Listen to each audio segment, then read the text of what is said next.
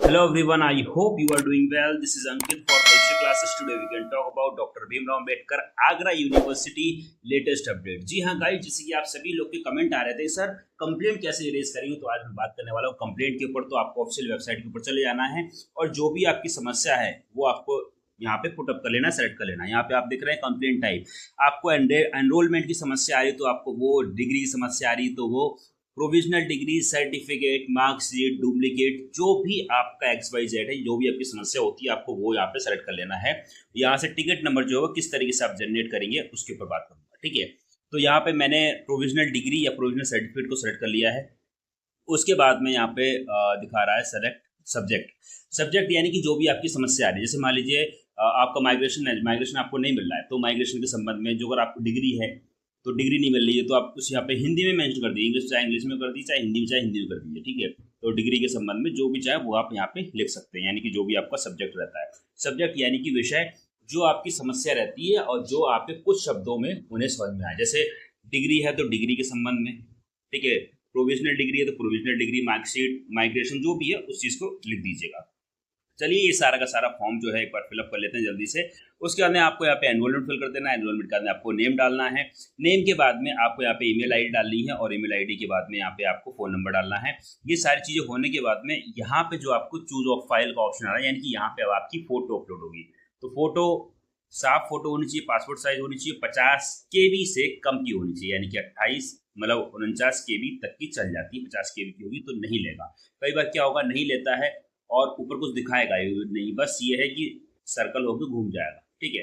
तो आपको उस समय पे क्या करना है, जो आपकी फोटो है वो JPG फॉर्मेट में आप कन्वर्ट करिएगा और 50 MB से कम की है, कहूँगा 45 MB की अपलोड करिए, बिल्कुल सही अपलोड होती है। ये सारा प्रोसेस करने के बाद में जैसे आप नीचे आएंगे तो नीचे आपको सब्जेक्ट यानी कि पूरा डिटेल में बताना होता है, यानी कि जो भी आपकी क्वेरी यानी कुछ शब्दों में लिखना चाहते हो तो आप उसको शब्दों में व्यक्त कर सकते हैं। तो उस सारी की सारी चीज़ों को मैं यहाँ पे पुटअप कर दूंगा। उसके बाद में जैसे ही आप फाइनल सबमिट करेंगे तो ये हो जाता है सबमिट।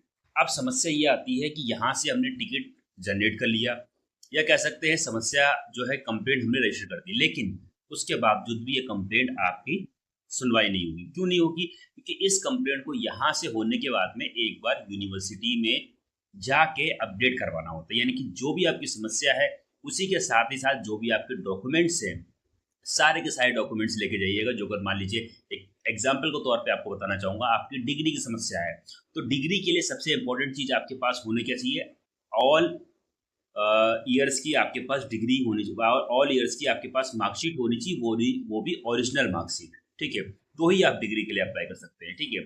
तो बेस्ट ऑप्शन ये रहता है कि जैसे मान लीजिए आपने B.Ed किया हुआ है, ठीक है, क्योंकि B.Ed के काफ़ी सारे बच्चे हैं मेरे पास, तो B.Ed का एग्जाम्पल देता हूँ। आपने जो अगर B.Ed किया हुआ है तो B.Ed की फर्स्ट ईयर और सेकंड ईयर दोनों साल की आपकी मार्कशीट होनी चाहिए। मार्कशीट में प्रॉपर होनी चाहिए, यानी कि उसमें एनरोलमेंट रजिस्टर्ड होना चाहिए, यानी कि मार्कशीट पास की होनी चाहिए, तभी आप डिग्री के लिए अप्लाई कर पाएंगे।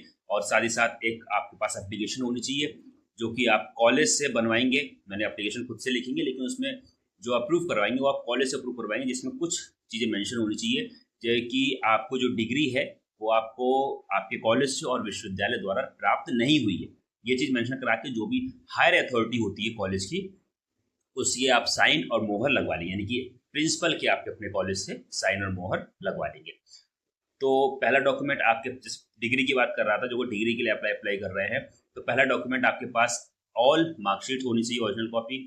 दूसरा डॉक्यूमेंट्स आपके पास एप्लीकेशन होना चाहिए, कॉलेज से अप्रूव लेटर होना चाहिए, ठीक है। तीसरा आप आधार कार्ड लगाएंगे। आधार कार्ड के साथ ही साथ जो आपका टिकट नंबर मिलता है उस टिकट नंबर को आप उस पर मेंशन करते हैं, ठीक है। तो ये डॉक्यूमेंट्स जो है वो आपके पास होने चाहिए और उसी के साथ साथ एक पासपोर्ट साइज फोटो जो होती है वो आप ऊपर लगा के उस पर पंच कर देंगे। इतना सा करने के बाद जो आपकी यूनिवर्सिटी जब जाएंगे तो यूनिवर्सिटी में हेल्प डेस्क है, हेल्प डेस्क काउंटर नंबर 2 जिसको बोलते हैं, वहाँ पे जाके ये सारे के सारे डॉक्यूमेंट्स आपको अपडेट करवाने पड़ेंगे। अपडेट करवाने के बाद में फिर जो आपका डिपार्टमेंट होता है, आपको डिपार्टमेंट में भी जाके एक बार विजिट करना पड़ेगा और सारी समस्या बताना पड़ेगा। उसके बाद फिर वो कहेंगे कि बेटा ठीक है आप जाइए, 1 महीने बाद आपके या 15 दिन बाद में काम हो जाएगा। लेकिन 1 महीने बाद नहीं काम होगा तो आपको क्या करना, वापस से फिर से जाना है। तो मिनिमम ये प्रोसेस आपका कम से कम 3 से 4 बार चलेगा, तब जाके फाइनली आपकी जो डिग्री है वो आपके घर में पहुंचेगा। इसी तरीके से जो और चीज़ें होती हैं, और चीज़ें इन द सेंस माइग्रेशन के लिए लाइक अप्लाई कर रहे हैं माइग्रेशन के लिए या एनरोलमेंट के लिए बहुत से बच्चों को क्या होता है कि एनरोलमेंट नंबर नहीं होता। तो सबसे पहले एनरोलमेंट नंबर की फीस कटवाएंगे, ठीक है। और हाँ, मेन चीज, जो अगर आप डिग्री, सॉरी एक चीज मैंने नहीं बताई आपको, आप डिग्री अप्लाई कर रहे हैं तो डिग्री की जो आपने ऑनलाइन फीस कटवाई थी उसकी स्लिप भी लगेगी। ये सारे के सारे डॉक्यूमेंट्स, एक बार फिर से मैं डॉक्यूमेंट्स के बारे में बता देता हूँ कि आप जो अगर डिग्री के लिए अप्लाई कर रहे हैं तो आपके पास दोनों साल की, जैसे बीएड की बात, बीएड छात्रों के लिए बात कर रहा हूँ, दोनों साल की मार्कशीट्स की ओरिजिनल कॉपी होनी चाहिए। एक कॉलेज से लेटर अपडेट होना चाहिए कि आपको कोई भी डिग्री यूनिवर्सिटी या विश्वविद्यालय द्वारा प्राप्त नहीं है। तीसरा, आपके पास मतलब वही एप्लीकेशन होनी चाहिए, नहीं कॉलेज से अप्रूव्ड लेटर होना चाहिए।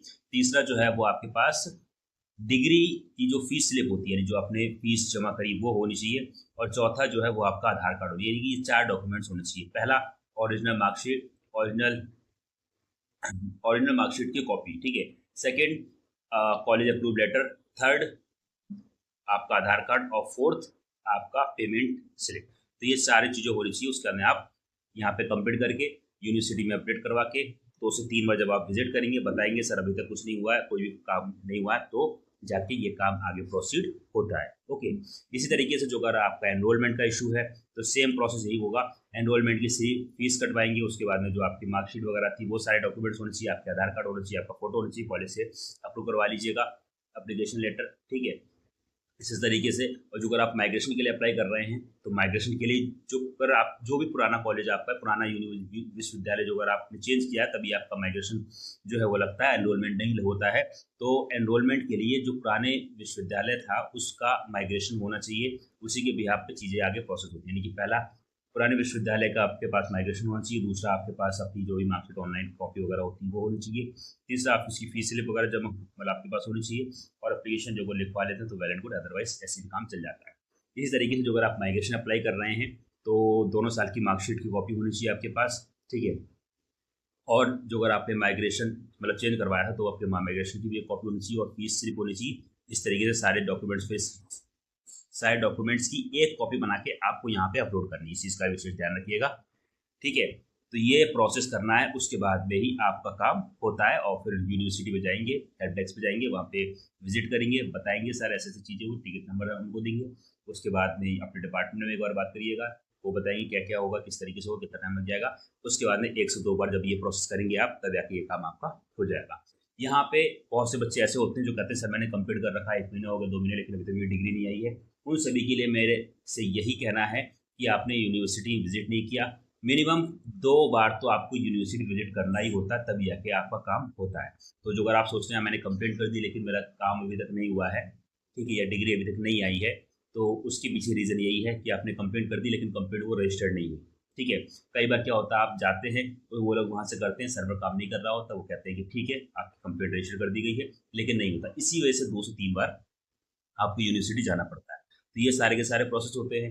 इसी तरीके से जो अगर कोई छात्र ऐसा है जिसका नाम वगैरह में करेक्शन है, ठीक है, तो पहला ऑप्शन जो रहता है उसका यही रहता है कि यहाँ से कंप्लेंट करिए कि नाम में करेक्शन करवाना है, इस तरीके से टिकट नंबर जनरेट करिए। उसके बाद जो फीस स्लिप होती है वो फीस स्लिप कटवाइए।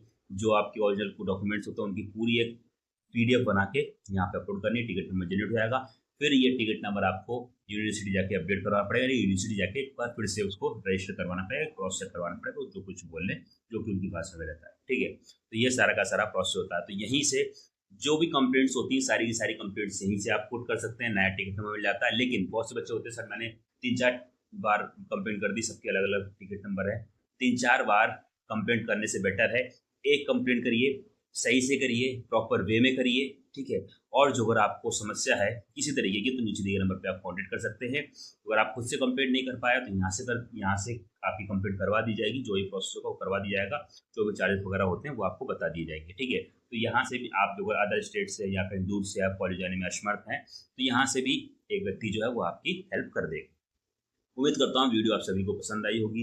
वीडियो पसंद आई हो तो वीडियो को लाइक कर दीजिएगा। बाकी जितने भी कैंडिडेट चैनल को फर्स्ट टाइम विजिट कर रहे हैं, चैनल को सब्सक्राइब करके बेल को हिट कर लीजिएगा। और अभी तक आप लोगों ने परीक्षा क्लास ऑफिशियली ऐप डाउनलोड नहीं किया तो ऐप डाउनलोड कर लीजिए, आपकी क्लासेस वगैरह स्टार्ट हो चुकी है, जाके ज्वाइन कर सकते हैं, देख सकते हैं। इसी के साथ साथ अभी तक आप लोगों ने WhatsApp group, WhatsApp channel, Telegram channel, Facebook page और इंस्टाग्राम पे फॉलो नहीं किया है तो फॉलो कर लीजिएगा, क्योंकि इन सभी पे जो भी रिसेंट की अपडेट्स होती हैं आपके विश्वविद्यालय से और अदर आपके कॉम्पिटेटिव एग्जाम से, तो वो सारी की सारी